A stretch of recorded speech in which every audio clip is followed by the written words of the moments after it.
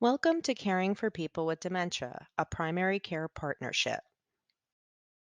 This is Lesson 1, Demystifying Dementia.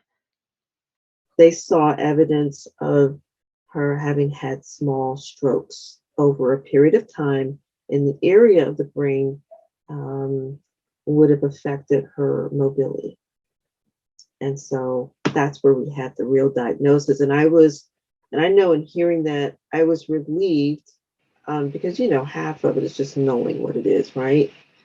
I think that it would be helpful if they were probably a little more versed in it, were a little more comfortable. I found that my physicians were not comfortable with the diagnosis or saying the word, the D word or the A word. They were not very comfortable talking about that. I think maybe a little more education, knowing how to talk to patients, knowing that that's not really a bad word and that they could, comfortably talk to us about it. I found that my physicians were uncomfortable and sort of danced around the issue. But if they knew more information about caring for the patient, I think that would help us a little bit more, because I'm definitely on the job training since 2013. And I've learned how to do a lot of things that I didn't know to do by trial and error, because that's my mother. I love my mom and I want the best for her. Research suggests that people with dementia and their care partners lack knowledge and have significant misperceptions about dementia. Studies also suggest that patients and families report dissatisfaction regarding the transference of knowledge about dementia from primary care providers. A common question from people with dementia and care providers is related to the difference between dementia and Alzheimer's, which exhibits a fundamental confusion about causes and symptoms of dementia. Demystifying dementia by sharing accurate information about dementia has several benefits by empowering people with dementia and their care partners to better understand their diagnosis, more positively cope with the impact dementia has on their lives, and better prepare for the future. The following video was developed for the general public to help people understand the difference between Alzheimer's and dementia. It is offered here as a way of framing an explanation to patients and their families that you might find helpful as you guide them through diagnosis and ongoing care. What's the difference between Alzheimer's disease and dementia? Perhaps you've been confused by these terms in the past, or mistakenly thought they were the same thing? Well, you wouldn't be alone, because knowing the difference between Alzheimer's disease and dementia can be tricky. But it's actually not too hard to understand. In a nutshell, it's like the difference between shortness of breath and asthma. Shortness of breath is not a specific disease, it can have many different causes, and asthma is just one of them. Likewise, dementia is not one specific disease, it's a combination of symptoms that has many different causes, including Alzheimer's disease.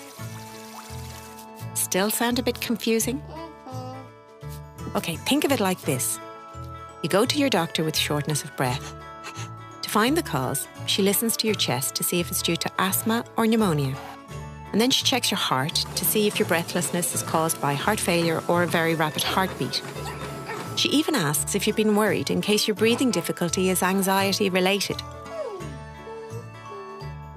After her examinations, she concludes that your shortness of breath is actually a nut allergy. Similarly, when dealing with dementia, your doctor needs to figure out the underlying cause. And while Alzheimer's disease is the most common cause of dementia, it's not the only one. Dementia can also be caused by vascular changes in the brain, Parkinson's disease, Lewy body disease, vitamin deficiencies, thyroid gland problems, chronic brain infections, or medications. Even a very deep depression can sometimes look like dementia. Which means if someone you love has dementia, it doesn't necessarily mean that they have Alzheimer's disease. And that's very important for your doctor to establish. Because some causes of dementia, such as infection, medication reactions, an underactive thyroid gland, or vitamin deficiencies, can be reversible with the right treatment.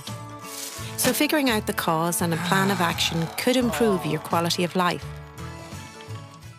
Key points to share with people with dementia and their care partners include the following. Dementia describes progressive decline in cognitive function due to damage or disease in the brain. Dementia is not normal aging. Dementia is not a disease itself, but an umbrella term for a group of symptoms.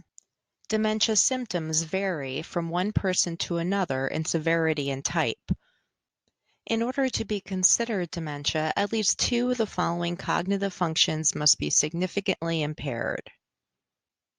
Memory, communication and language, the ability to focus and pay attention, reasoning and judgment, and visual perception. There can be many causes of dementia. Alzheimer's is the most common cause of dementia. Each person experiences dementia differently. People can live well with dementia.